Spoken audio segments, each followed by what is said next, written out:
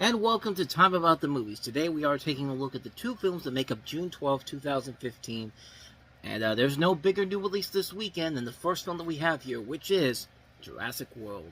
22 years after the original Jurassic Park was released, and nearly 22 years to the date of the original release date, the park is now officially open. Isla Nublar, an island located off of Central America's Pacific coast near Costa Rica, now features a fully functioning dinosaur theme park, Jurassic World. As originally envisioned by John Hammond, the new park is owned by Simon Masrani, played by Irfan Khan, CEO of the Masrani Corporation. Owen Grandi, played by Chris Pratt, a member of the park's on-site staff, is a trainer of a group of velociraptors known as Blue, Charlie, Delta, and Echo. At the corporation's request, the park's genetics cause a hybrid dinosaur known as Indominus Rex to boost viewer attendance. Claire Dealing, played by Bryce Dallas Howard, is the park's operational manager.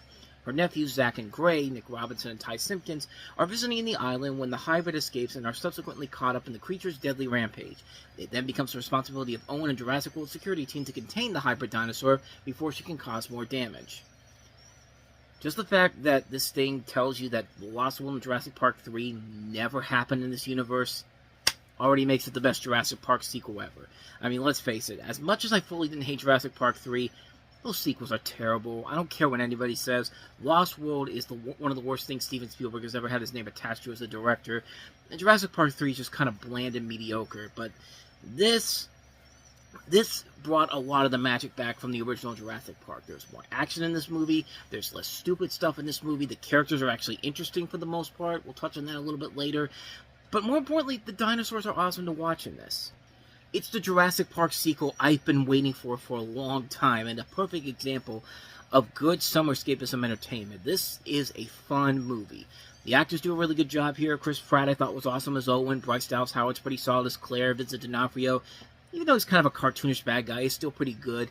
There's a lot more effort being put into these characters than there were in the last two sequels. The story overall generally does work. The concept of the park being open is a great idea, and of course it's cool to see that this park is open and what it looks like, because we all know when you have all these dinosaurs together, yeah, it's going to be chaos when it actually gets to that point, and it's pretty glorious when it happens.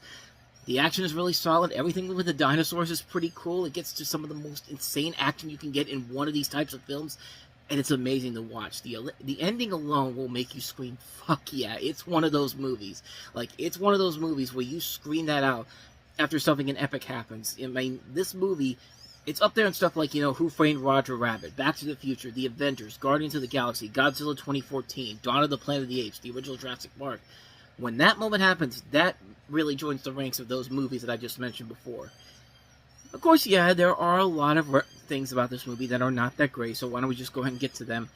First of all, they try to add a little bit too much realism of events in the film, so out of place for a film like this. Like, it just feels like, why is this even in here? Like, the whole thing about the kid's parents getting divorced just seems so out of place, and it's never really delved into. It's only brought up 2 times in the entire movie. In the beginning, and then in the middle, never gets resolved at the end. Like, they're together, but they never say what happens to them. Like, the screenwriters felt like they thought this wasn't as important as the actual story was, but if you're going to have it in there, make it a part of the story. Give it a conclusion or something. Speaking of the overabundance of subplots, much like in the first film, there's a lot of them that doesn't get resolved. Not just the divorce of the kid's parents, the subplot of the older kid oogling the ladies, the Jake Johnson, Laura Lapkus, possible romance, using the same modifications that made the Indominus Rex to make a genetically modified T-Rex, the whole subplot with B.D. Wong's Dr. Henry Wu. Just a lot of subplots that don't get resolution, even though he does come back in later films. I know the movie's about dinosaurs, but don't have the subplots in there if you're not going to plan on following them. It's like with the Entourage movie we had the week before. Another problem is that there is more of an abundance of CGI for the dinosaurs, which I get it. We've adapted since the original Jurassic Park came out, but the original film had the mixture of the animatronics and the CG, and it's not like an overabundance like in Kingdom of the Crystal Skull, but you definitely notice a lot more CG effects this time around than in other Jurassic Park movies. The biggest flaw of the movie is very cliched in terms of its characters.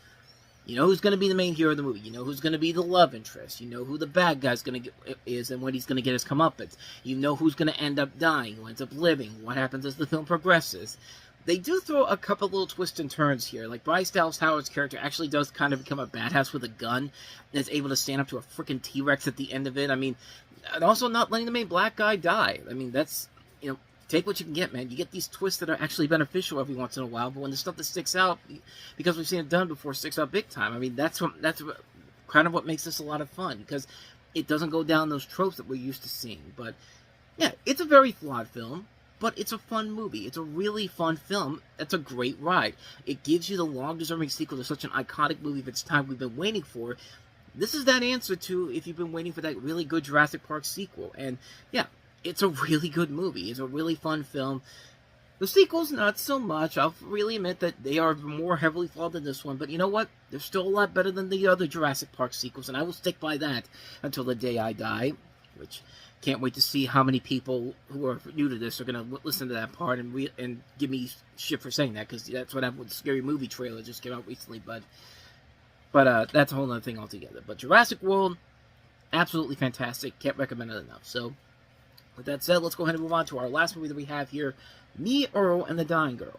Listen to me for a second. All right, son. Yours. I think he heard you. Fact. Word is spreading fast about Me and Earl and the Dying Girl. I heard you bellowing about it on public transit. Got a fact, Greg?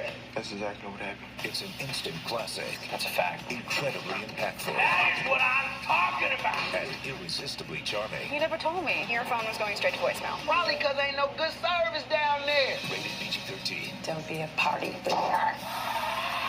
Now playing.